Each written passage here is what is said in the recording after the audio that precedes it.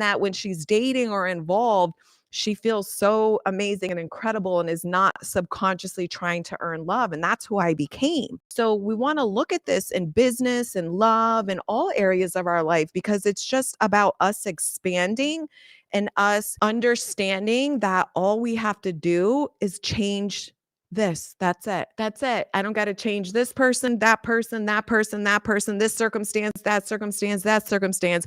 Thank God. It makes it so much easier. So you don't give up on what you want, but the power of persistence is not about obsessing about something to make it happen. It's about not giving up on that vision, not focusing on the obstacles and letting the obstacles that have, come to be sway you from the end vision. And a lot of people let that happen. And that's where you've fallen short. And that's what the work is to do. So it's not about working harder or fixing the odds. It's about mastering your inner world. And when you understand this, then you understand I have a lived process that works, that anytime I feel insecure, anytime I feel not worthy, anytime I'm, doubting in my ability to create a better life for myself in whatever area, all I have to do is go within and do this process. No matter what circumstance shows up, I go within and I do this process and I get the outcome I want. And the more you live that experience, my God, the more you're going to believe it, because it's now your true experience multiple times. Like this happens to me so much, like anytime. And remember, I've been saying this for years.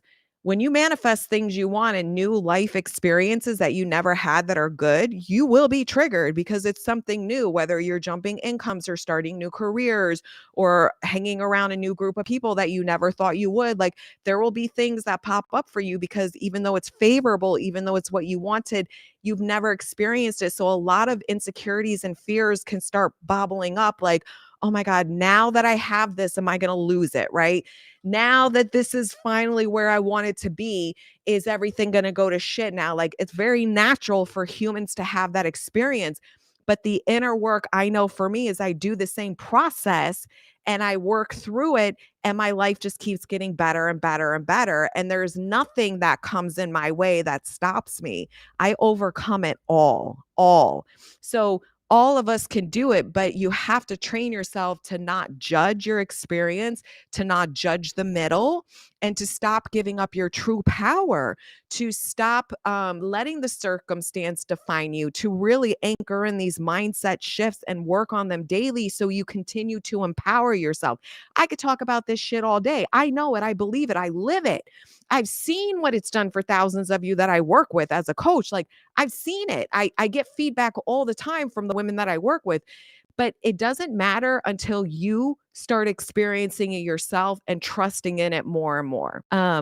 Even if we're not actively trying to get someone or something in particular, by working on our own vibration, it will always be a win-win, consistent. Yeah. And you know what? I don't really like using the word vibration. Like it's not wrong that you said that, but for me, I don't use it because to me it's too confusing, because I'm like, how do you measure a vibration? Right. So just to speak it in even more clearer terms, right? It's just working on the version of you who is thinking, focusing, observing, making choices and actions that all align with the end result that she wants. Because the vibration thing, I think, just trips up. I know it used to trip me up.